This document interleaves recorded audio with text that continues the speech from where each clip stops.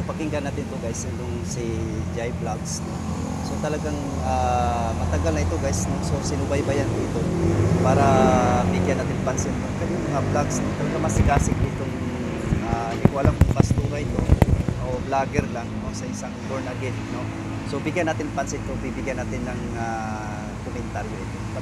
Panoorin po natin mga Mabuti, walang langit.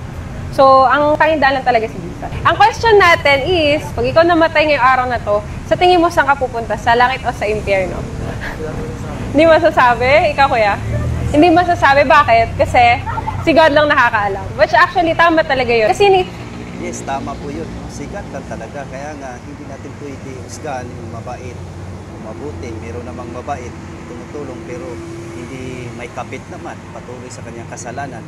Ibig sabihin ba, ang Diyos lang talaga ang may karapatan na maghusga sa bawat tao.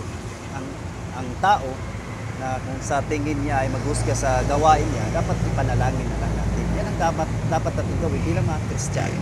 Huwag tayong maghusga kung masama man siya o mabuti siya, no? Lalo na po sa mga masama na nakikita natin.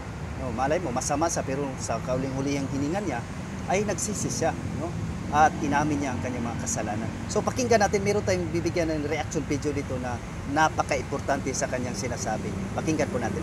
isip natin, ay mabait yan, saan siya pupunta? Langit. Kapag, ay, kriminal, saan sila pupunta? Sa impyerno. Ayan, yun yung iniisip natin, tama po ba? Pero sabi sa Bible, ang sabi sa Bible is, ang kaligtasan hindi depende sa kung gaano kabuti ang tao o kasama. Perfect example, thief in the cross. Ayan. Yung katabi ni Jesus sa cross, mabait ba yun o masama? Kasi kriminal yun eh. Di ba? Magnanakaw yun eh. Masama siya. Ngayon, nung sinabi niya kay Jesus, Lord, pwede po ba kapag kayo po pumunta sa langit, sama niyo po ako. So, nanampalataya siya kay Jesus. So, yung isa naligtas, sabi ni Jesus sa kanya, truly I say to you, Napapansin niyo po mga kuya, ang nagbanggit pa sa dalawang kasama ni Kristo sa pinako sa krus.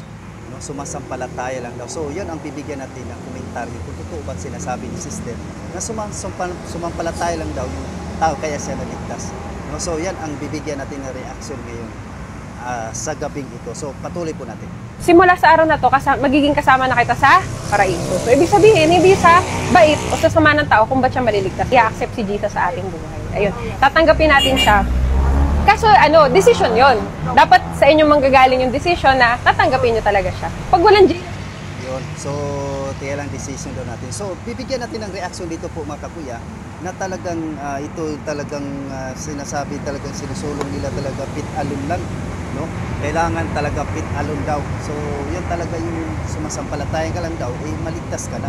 So napapansin nyo, isa itong aral ng mga born again na talaga nakakatakot. So babasahin natin ngayon po mga kakuya kung ano ba talagang sabi ng Biblia ang pangyayari sa krus, no? So ang sinasabi ni Jesus, alahanin mo ako kapag ikaw ay pumasok na sa iyong kaharian. At sinabi ni Jesus sa kanya, sinasabi ko sa iyo, ngayon din ay sasama kita sa paraiso. So mababasa po natin yung mga kakuya sa Lucas 23 verse 42 hanggang 43 sa mabuting bibi, no? May dalawang magnanakaw na ipinako talaga doon sa cross. Tama si sister, may dalawa, no? Hinahamping pa niya yan. Nakasama ni Kristo yung isa, no? Nangalipusta, pero yung isa ay nagsisisi, naniwala at sumama, umaasa kay Jesus. Ibig sabihin, hindi lang sumasampalataya, may halong pagsisisi yung tao na yun, no? So hindi sinabi doon na nagsumampalataya na siya kaya naligtas, no? Kasama yun, part yun. So kasama din ang pagsisisi. Ikalawa, bakit naligtas ang magnanakaw? Ito, hindi dahil sa simpleng lang na paniniwala, kundi dahil sa tunay na pananampalatayang may pagsisisi at pagtitiwala. Makikita sa kanyang mga salita ang tatlong bagay. Una, may ito, biblical talaga po mga kapuya. Ang sinabi ni sister ay sumampalataya lang daw kaya siya naligtas. So maling-mali po yun. So mayroong tatlong kategorya natin ito bakit naligtas ang magnanakaw. So dahil lang ba sumasampalataya siya, no? So bibigyan natin ito yung pinakamahalaga dito po mga kapuya, no? So sa mga alon, no, babasagin na natin dito sa mga aral na ito na hindi talaga biblical ito. Una ang pag-amin sa kasalanan. So napapansin niyo po mga kapuya, sabi ni sister ay sumasampalataya lang daw kaya siya naligtas. So una ang pag-amin sa kasalanan. Tayo ay nararapat lamang sapagkat tumanggap na tayo ay karapat dapat na parusa sa ating ginawa. Ibig sabihin may pag-amin sa kanyang kasalanan na dapat talaga daw parusahan sila dahil sa kanilang kasalanan, no? So saan natin mababasa yan? Sa Lucas 23 verse 41. So inamin niya na siya ay makasalanan. Ito ang totoong pagsisisi. Ito yung tinatawag po mga kakuya na repentance po mga kakuya. So itong si sister talagang maling-mali po siya talaga po mga kakuya. Sabi niya sumasampalataya lang daw kaya naligtas yung isang magnanakaw. So mali. Mayroong pagsisisi. Mababasa natin yan sa Lucas 23 verse 41. So may pag-aamin, no, may pagsisisi po mga kakuya. Ikalawa, pagkakilala kay Jesus bilang Panginoon.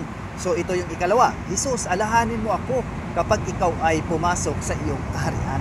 Ito yung pagkakilala niya kay Jesus bilang Panginoon, no? So mababasa sa Lucas 23 verse 42.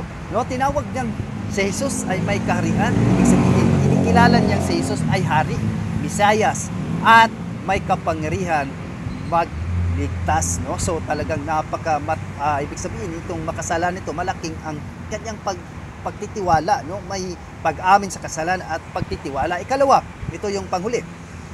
Pagtitiwala sa awa ni Kristo, no? So nagtiwala sa awa ni Kristo.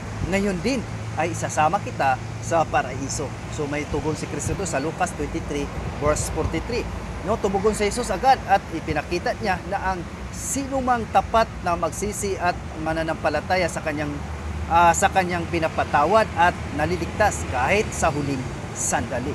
So sa paliwanag ng ating inang simbahan patungkol po dito po mga kakuya na delikado talaga ang aral ng pit-alon, no? Kaya nga dito pa isi na lang sila kahit may kasalanan na mortal o talagang kahit lineal yan, kung hindi mo pinagsisihan yan ay talagang delikado po yan. So ang paliwanag ng simbahang Katolika dito po mga kakuya ayon sa Catechism of the Catholic Church paragraph 1861, ito po ang ating mababasa.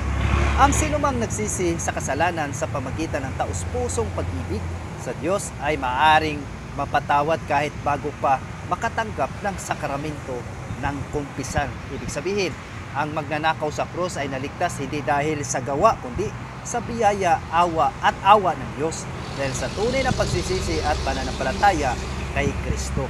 Kaya kung nabuhay pa siya, dapat sana ay magpabinyag at sumunod sa kalooban ng Diyos. Pero dahil sa nasa bingit na siya ng kamatayan, ang awa ng Diyos ang umakto kaagad. No, ibig sabihin, yung awa ng Diyos ang siya talagang ang nagligtas talaga sa kanya dahil sa kanyang pagsisisi, pag-amin sa kanyang mga kasalanan at umaasa at naniwala siya na si Kristo ay matunay na tagapagligtas. So sa aral sa atin, walang huli sa Diyos kahit sa huling sandali. Kapag ang taos-pusong magsisi at naniwala kay Kristo, maaari kang patawarin. Kalawa, ngunit huwag hintayin ang huli. Tinawag tayo ni Jesus na magsisi ngayon pa lang at mamuhay sa kanyang biyaya. Katlo, mananampalataya at dapat isabuhay kung tayo'y may pagkakataon pa sa pamagitan ng pag-ibig, sakramento at pagsunod kay Kristo. So, ibig sabihin po mga kakuya, na talagang ayon kay sister, na kaya naligtas daw yung magnanakaw na yun dahil sa pananampalataya. So, mali. No? So, mali po yun. No? Kulang. No? Ang una, may inamin yung kasalanan, may pagsisisi. Kaya nga sa kanila, sa mga born again, wala silang kumpisal, wala silang sacraments of confession. No, kaya delikado po 'yun, no? Kaya nga wala silang sakramento, no? So kaya nga na ipagdasal din natin dahil ito si sister, si High Vlogs ay biktima din talaga ito sa mga pastors. Kaya muli mag-aaral at magsuri po mga kakuya dahil ayon po sa Hosea 4:6, my people are destroyed for lack of knowledge. So God bless at ingat po tayo palagi.